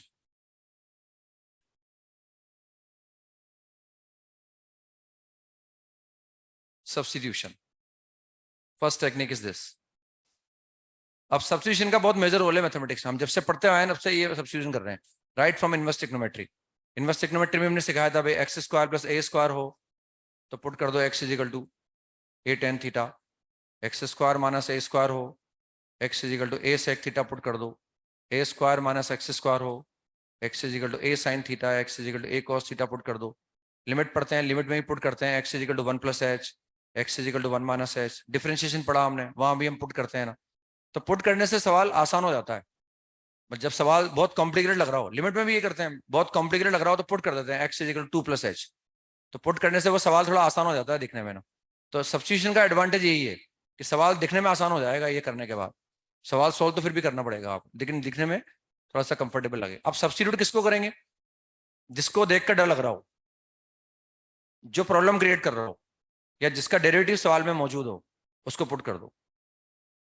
और ये थ्रू आउट चैप्टर करते रहेंगे हम। जब भी आपको लगे कि आप सब्स्टिट्यूट कर सकते हो और सब्स्टिट्यूट करके सवाल आसान कर सकते हो, तब तब इस अप्रोच का इस्तेमाल करना है ना। इसलिए पहला अप्रोच अपन यही पढ़ रहे हैं, टेक्निक्स के अंदर पहला अप्रोच ये पढ़ रहे हैं, और ये थ्रू आउट चैप्टर अपन लगा सकते हैं कभी भी, है ना। जिससे डर लग रहा हो, जो प्रॉब्लम क्रिएट कर रहा हो, जो इंटीग्रेट नहीं होने दे रहा हो कि यार अगर ऐसा होता तो ये इंटीग्रेट कर लेता मैं, वो मतलब वो प्रॉब्लम क्रिएट कर रहा है, या जिससे डर लग रहा हो, या जिसका डेरिवेटिव सवाल में मौजूद हो, उस एक्सप्रेशन को हम टी के बराबर पुट कर देते हैं ना। टी के बराबर पुट कर दो, जेड के बराबर पुट कर दो। फॉर एग्जाम्पल जैसे आई बराबर इंटीग्रल ऑफ, मान लो ऐसा कोई सवाल हमारे पास है, F of phi of Z और phi dash Z and D Z. D Z का मतलब यार इंटीग्रल, क्या मुझे लगता है कि क्या हो गया, रॉकेट तो नहीं आ गया डायरेक्ट अंदर हो जाता है, कुछ भी हो सकता है आजकल तो, क्या है, दीवार वार तोड़ के भी आ सकता है। सारा ध्यान यहाँ रहता है ना एक्चुअली, तो एकदम लगता है पता नहीं क्या हो गया एकदम। तो इसमें क्या करें हम, मान लो इस तरह की फॉर्म हमारे पास है, तो इसमें क्या करें हम, फाई ऑफ जेड का डेरिवेटिव मौजूद है और कुछ नहीं दिख रहा मुझे ना, फाई ऑफ जेड का डेरिवेटिव मौजूद है मेरे पास, तो उसको टी पुट कर दो बस आप। तो लेट फाई ऑफ जेड बराबर टी। अब जिसके रेस्पेक्ट में इंटीग्रेट कर रहे होते हैं ना हम, उसी के रेस्पेक्ट में क्या करते हैं, डिफरेंशिएट करते हैं, बस उसको डिफरेंशिएट कर दो। तो this is phi dash z into with respect to z कर रहे हैं तो 1 हो जाएगा, d t by d z, बस डी जेड को उधर लेके आ जाओ, तो 5 डैश जेड डी जेड बराबर डी टी, ये ऐसा आ जाएगा बस। तो सवाल सिंप्लीफाई हो जाएगा दिखने में। तो I will become, I is equal to क्या आ जाएगा, f of t and what is 5 dash d t, ये तो एफ ऑफ टी बन गया, and what is this is d t. अब जो भी ये एफ ऑफ टी हमारे पास होगा उस हिसाब से इसको इंटीग्रेट कर लेंगे, लेकिन टी की जगह वापस क्या लिखेंगे, 5 ऑफ जेड, क्योंकि आंसर सवाल जेड में था तो आंसर भी हमारे जेड में आएगा। तो जो भी आंसर टी में आया है वापस हम टी की जगह एफ ऑफ जेड रख देंगे ना, टी की जगह 5 ऑफ जेड रख देंगे। तो ये बस बेसिक है। डर लग रहा हो, प्रॉब्लम क्रिएट कर रहा हो, जिसका डेरिवेटिव सवाल में मौजूद हो, उसको पुट कर दो बस टी के बराबर आप, ताकि सवाल आसान हो जाएगा और वो जो बेसिक फॉर्मूले आपने पढ़े हैं उनका इस्तेमाल कर पाओगे आप। तो लिख लें evaluate the followings, evaluate the followings, x into cos of x square dx, x into cos of x square dx।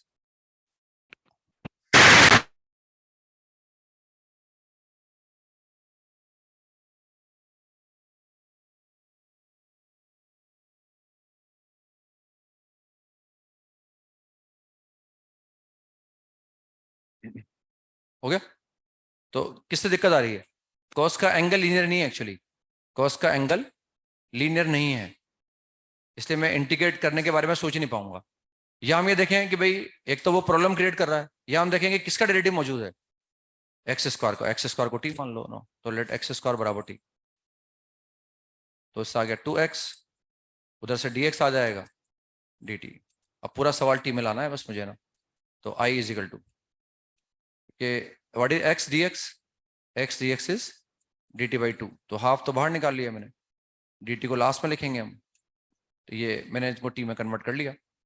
अब क्या बचा, बस cos t बचा है ना, तो cos of t, now what is integral of cos of t, sin t, तो ये हाफ की जगह हाफ आ जाएगा, साइन आ जाएगा, और what is t, x square, तो t की जगह वापस मैंने एक्स स्क्वायर रख दिया, तो ये इसका इंटीग्रल आ जाएगा। नेक्स्ट लिखें integral of e to the power x, x plus 1 upon cos square x into e raised to power x dx।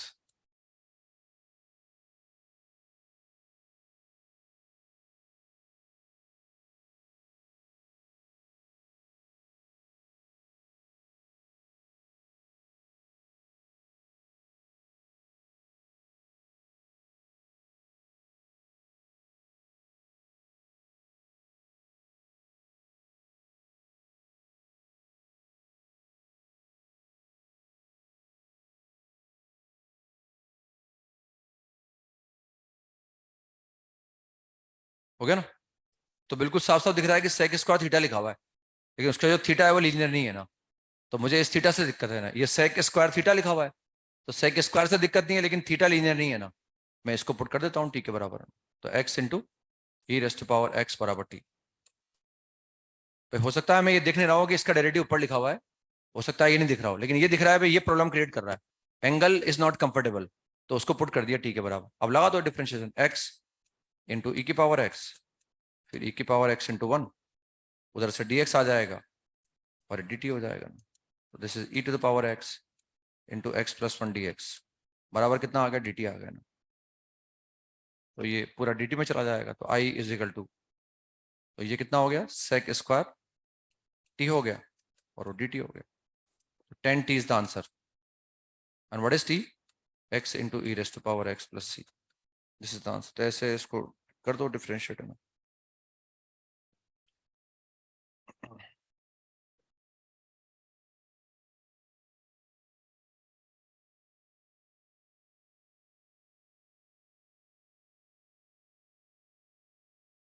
x to the power 5,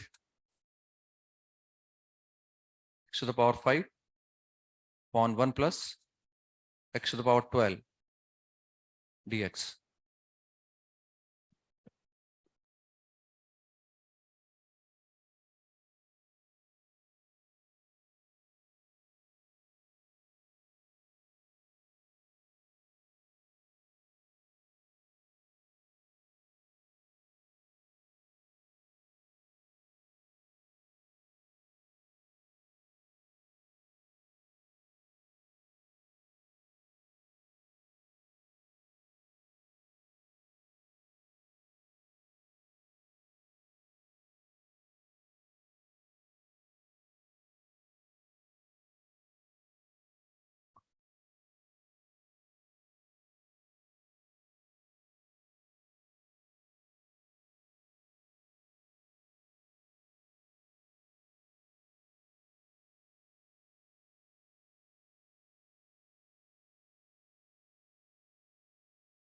तो देखो नीचे हमारे पास जो फॉर्मूला है ना, उनमें 1 + x² होता है ना, तो यहाँ तो 12 है हमारे पास, x⁻12 लिखा हुआ है, और ऊपर x⁻5 लिखा हुआ है।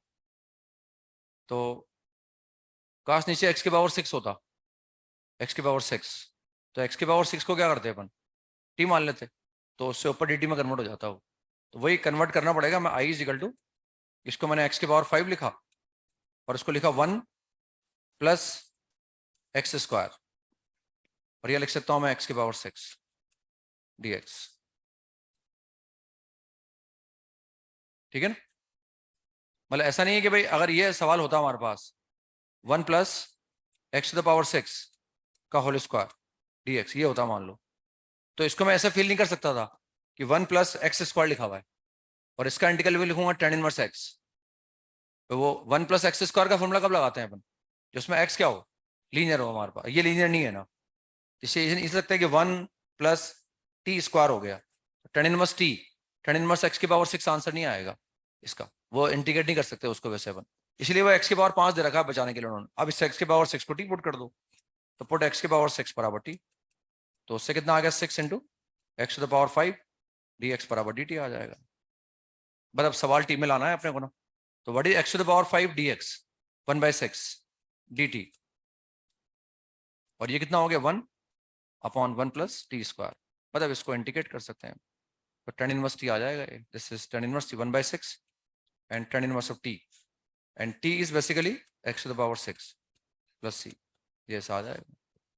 ठीक है ना? वो तो क्या ऑप्शन वगैरह भी वो इसलिए बेसिकली नहीं आता वो आजकल, सब्जेक्टिव में तो चलो चलता था, अब इसमें क्या है अपन उल्टा चल सकते हैं, इसलिए वो बचने की कोशिश करते हैं। ये तो थोड़ा कॉम्प्लिकेटेड देते हैं वो, ताकि एकदम सोचने में भी दिक्कत आए, मैं उल्टा निकालना चाहूँ तो उल्टा भी दिक्कत आए। अब जैसे मान लो ये एग्जाम में आ जाए ऑप्शन में लिखा हुआ हो, तो सीधे सीधे कौन करेगा, इसको डिफरेंशिएट करके देख लो आप, भाई ऑप्शन से डिफरेंशिएट करके देख सकते हैं ना वो आ रहा है नहीं आ रहा, इसलिए वो बचने की कोशिश करते हैं। सब्जेक्टिव में तो अच्छे 4, 5, 6 नंबर के सवाल आया करते थे पहले ना, थोड़े वो कॉम्प्लिकेट अब भी आते हैं, ऐसी बात नहीं है, तो थोड़ा वो कॉम्प्लेक्स बना के देते हैं, मतलब बच्चे ज्यादा सोचे, या वो डिफरेंशिएट करके भी करेगा ना, तो ऑप्शन भी वो सिमिलर टाइप डालते हैं, ताकि ऑप्शन भी अगर वो ऑप्शन से भी डिफरेंशिएट करके करके देखेगा, तो वो 2, 3 ऑप्शन करके देखे कि 2, 3 ऑप्शन में नजर पड़े उसकी, ताकि वो कम से कम ऐसा नहीं कि एक भाई एक में श्योरिटी हो भाई इससे आ जाएगा बस, है ना। तो कुछ ना कुछ कॉम्प्लिकेशन क्रिएट करके देते हैं मतलब वो, या फिर देते ही नहीं हो, क्योंकि वरना फिर उल्टा चल के आंसर निकालना पॉसिबल हो जाता है इसमें। डेफिनेट इंडिकेशन में न्यूमेरिकल वैल्यूज आती हैं, तो वहां जो है वो थोड़ा अच्छे सवाल दे देते हैं ना, तो ऐसे इनको निकाल सकते हैं अपन। नेक्स्ट हम कंसेप्ट पर आते हैं, ये एक सवाल लिखो, ये घर से करके लाना आप ना। Integral of cos of 1/2 cos inverse of e⁻⁻x upon square root of e⁻2x -1, ये घर से करके लाना है ना। बस मुझे बता दो करना क्या है, कहां से स्टार्ट करेंगे।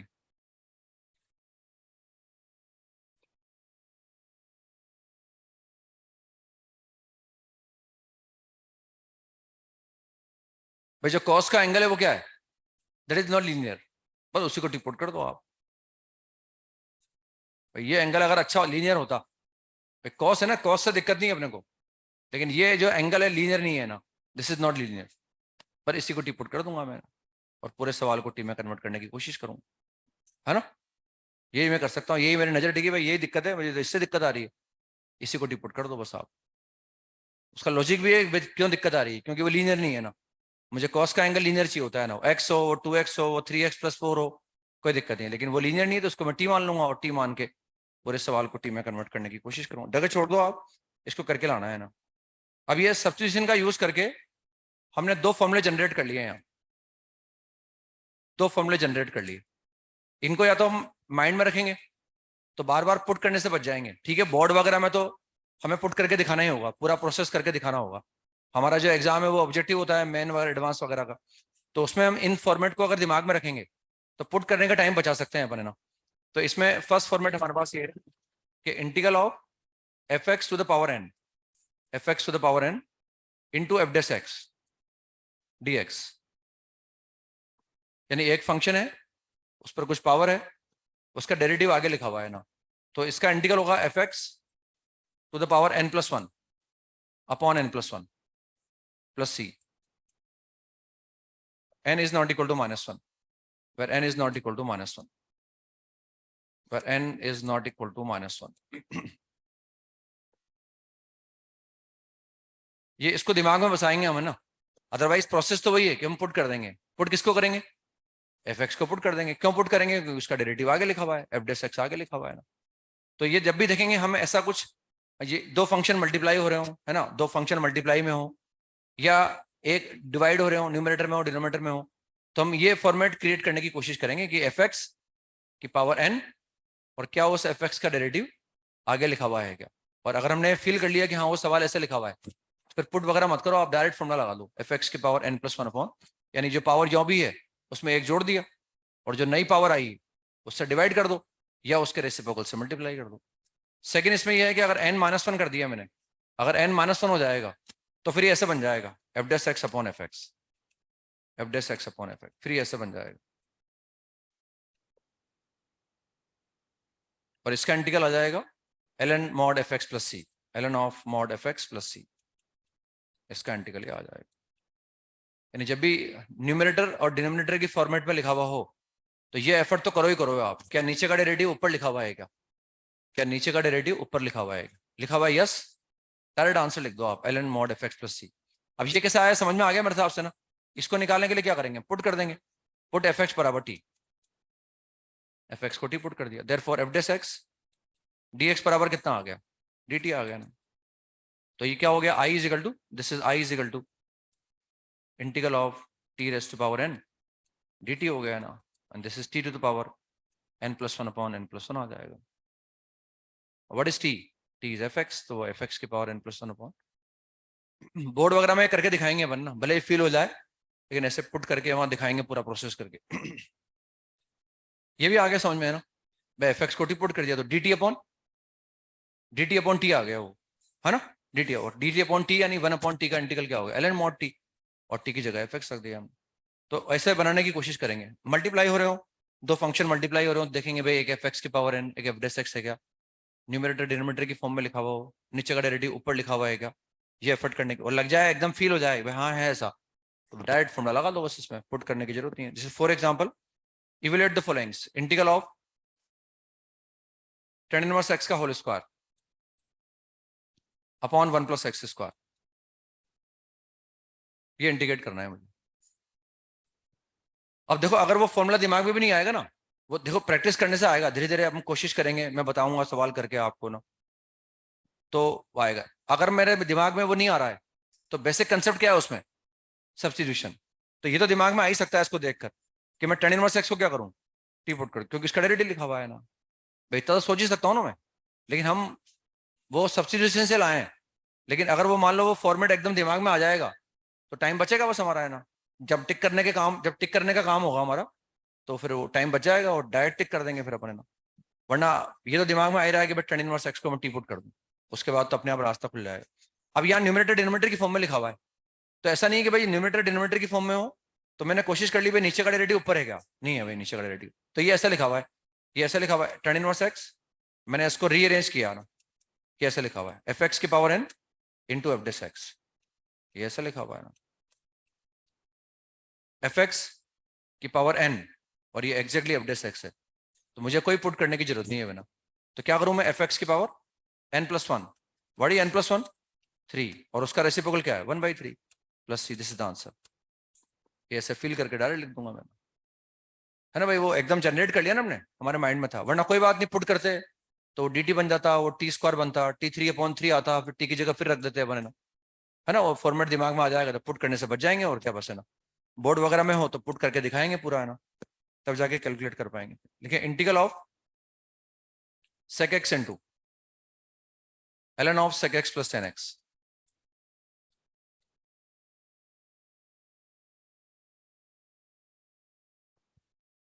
sec x into ln of sec x plus tan x, sec x into ln of sec x plus tan x।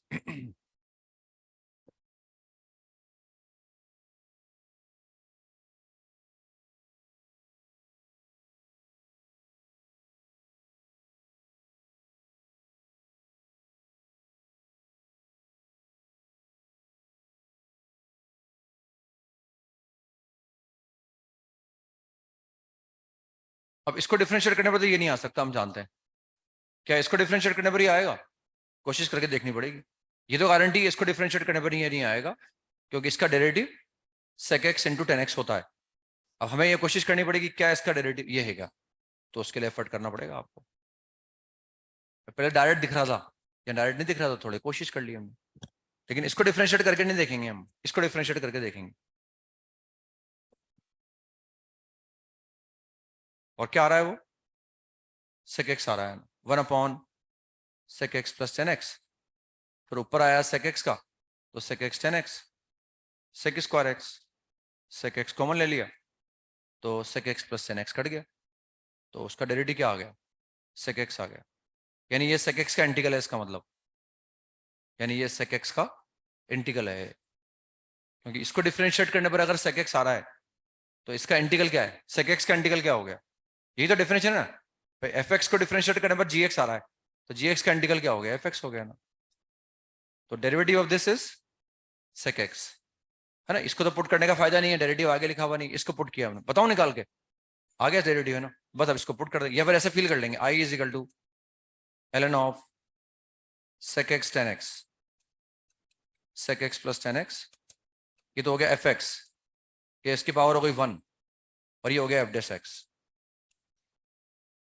fx की power n into f dash x, तो fx की power n plus 1 upon n plus 1, fx की power n plus 1, ये तो fx हमारे पास है, ये fx, ये तो fx है, और इसकी power n plus 1 upon n plus 1, या उसके रेसिप्रोकल से मल्टीप्लाई कर दो, plus c is the answer. ये हमने वो विजुलाइज कर लिया कि उस फॉर्मेट में लिखा हुआ है, वरना कोई बात नहीं, इसको टी पुट करते तो ये क्या बन जाता, dt बन जाता, तो t dt, what is integral of t dt, T square by 2, T square by 2 आ जाता, और टी की जगह पर रख देते। अब इसको ऐसे लिख सकते हैं हम चाहें तो 1/2, ये ऐसे लिखा हुआ है 1/2, ये लिखा हुआ ln of ln square sec x plus 10x, sec x plus 10x, ये ऐसा लिखा हुआ है, लिखते हैं ना अपन ln स्क्वायर x, तो ये स्क्वायर ln पे लगा हुआ है, ln स्क्वायर x यानी sec x प्लस 10x, सही लिखा है ना मैंने, ऐसे लिख सकते हैं, या फिर पुट करके भी निकाल सकते हैं चाहें तो, पुट करके भी देखा जा सकता है ना। नेक्स्ट ठीक है, integral of x plus 1 upon x into x plus ln x का होल स्क्वायर,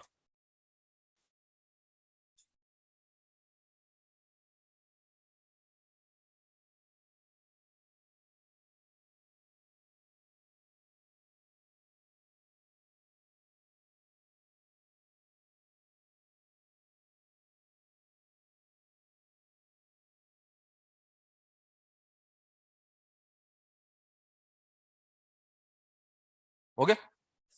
बस इसका डेरिवेटिव तो वो है नहीं, इसको डिफरेंशिएट करो, इसको पुट करेंगे तो x प्लस ln x बराबर t, क्योंकि अगर मैं इसको डिफरेंशिएट करूंगा तो 1 प्लस 1 बाई एक्स, ये आ जाएगा ना। तो या तो मैं पुट करके सवाल करूंगा, या मैं फील कर लूंगा कि ऐसे लिखा हुआ है x plus ln x whole power 2, और आगे लिखा हुआ है 1 प्लस 1 बाई एक्स dx, तो ये fx की पावर n, और ये क्या बन गया f डैश x, तो मैं पुट करके निकाल लूंगा, ये डायरेक्ट फील कर लूंगा, तो fx की पावर n प्लस 1, fx की power n plus 1 upon n plus 1 plus C, ये इसका आंसर आ जाएगा। पुट करके भी निकालूंगा तो वो टी स्क्वायर डी टी बन जाएगा ना, और उससे कैलकुलेट कर लूंगा। नेक्स्ट लिखें, integral of 10 into x to the power 9 plus 10 to the power x into ln 10 upon square root of 10 to the power x plus x to the power 10 plus 5 dx।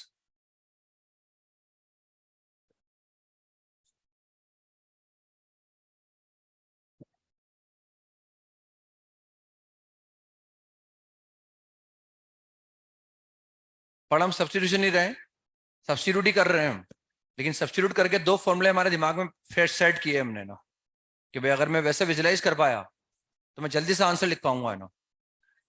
Otherwise हमने उनको भी substitution का use करके solve किया, substitute ही कर रहे हैं मतलब, है ना। लेकिन अगर वो फॉर्मेट फिल कर लेंगे तो सब्स्टिट्यूट करने में जो टाइम लग रहा है उससे बच जाएंगे अपन, है ना। मतलब ये दिमाग में आना है जरूरी है कि भाई इसको पुट करूं तो इसका डेरिवेटिव मेरे पास है, ये दिमाग में आना जरूरी है ना।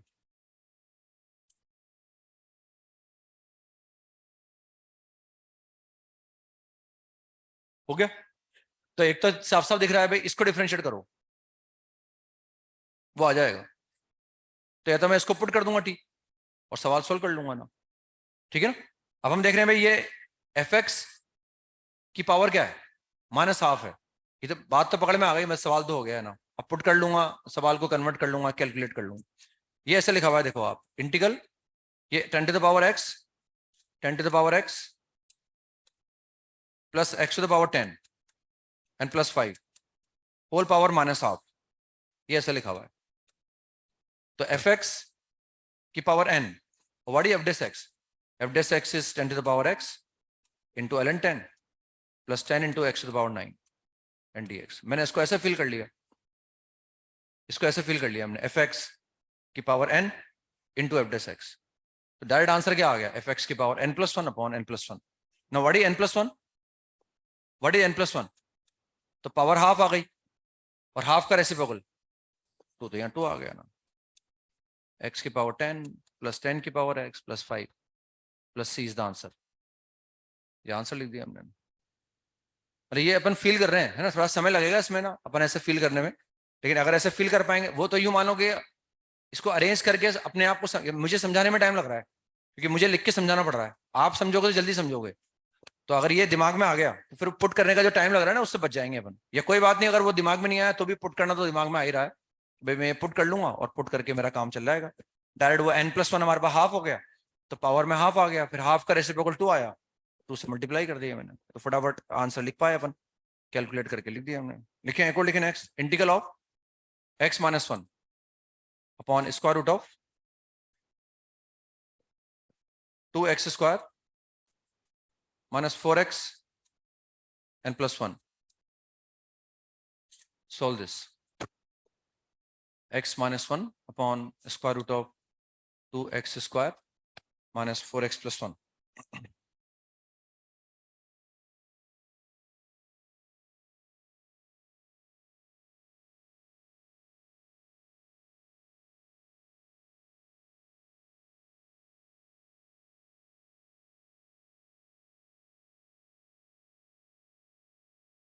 हो गया। वो ये तो दिख ही गया भाई, इसका डेरिवेटिव ऊपर लिखा हुआ है, ये तो दिख ही गया ना। अब वो फॉर्म बना रहे हैं अपन, एफ एक्स की power N F dash x, ये तो दिख रहा है ना, इसको डिफरेंशिएट करने पर वो आ जाएगा कहीं ना कहीं। अब वो डेरिवेटिव एग्जैक्ट लिखा हुआ नहीं है ना, हमें हमें चाहिए 4x माइनस 4। हमारे पास 4x माइनस 4 नहीं है, किसकी कमी है, 4 की कमी है ना, तो वो कमी पूरी कर देंगे अपन है ना। तो या तो मैं इसको पुट कर लूंगा, पुट करके निकाल लूंगा 2x square minus 4x plus 1 बराबर टी। टी की जगह मैं टी स्क्वायर भी पुट कर सकता हूँ। कभी पावर अगर इरेशनल आए ना, जैसे इसकी पावर हाफ है, हम इसको पुट करेंगे 2x स्क्वायर माइनस का 4x और प्लस 1, इसको मैं टी पुट करूंगा तो भी अंडर रूट बरकरार रहेगा। तो मैं जब भी ऐसे पावर इरेशनल होती है ना, पावर 1/2 हो तो उसको टी स्क्वायर पुट कर दो, पावर 1/3 हो उसको टी क्यूब पुट कर दो, पावर 3/4 हो उसको टी की पावर 4 पुट कर दो, ताकि वो पावर की जो इरेशनलिटी वो भी गायब हो जाए ना, है ना। तो हम ऐसा भी पुट कर सकते हैं, टी की जगह टी पुट करने से भी आंसर आएगा।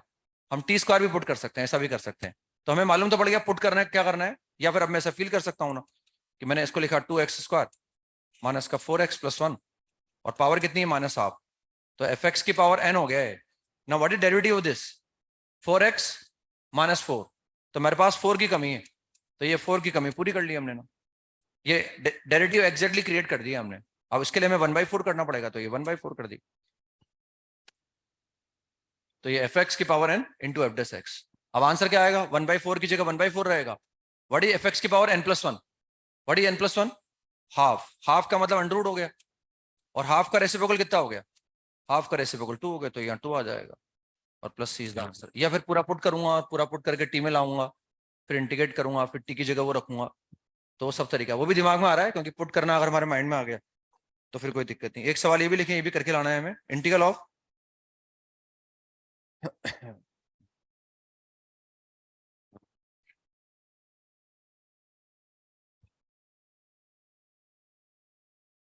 Integral of 1 upon square root of x square root of 9 plus square root of x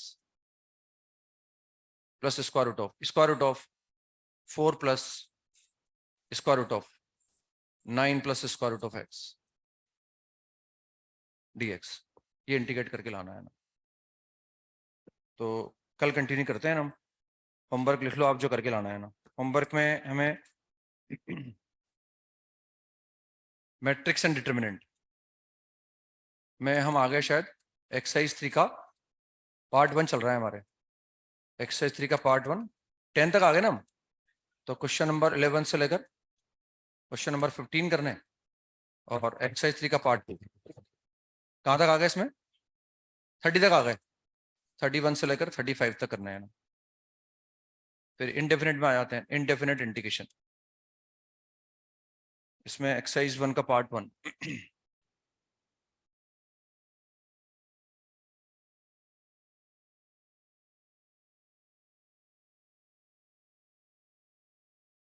exercise 1 part 1 इसमें B1 के अंदर फर्स्ट कर सकते हैं। फर्स्ट के बाद सेकंड कर सकते हैं। थर्ड कर सकते हैं। फोर्थ कर सकते हैं। नाइन्थ 10th ये करके लाने हैं ना। B1 में करना B2 करना है।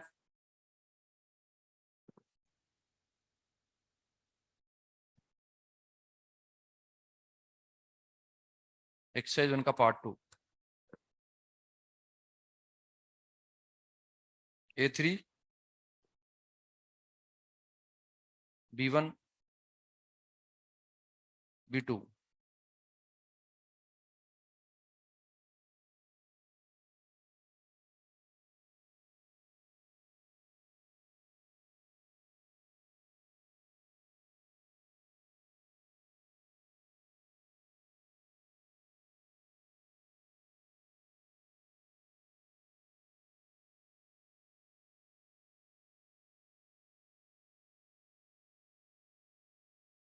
एक्सरसाइज 1 का पार्ट 3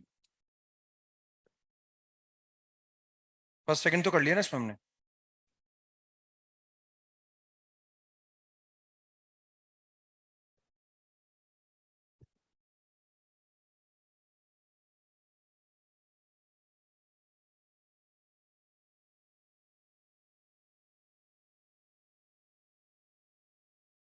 एक्सरसाइज 2 का पार्ट 1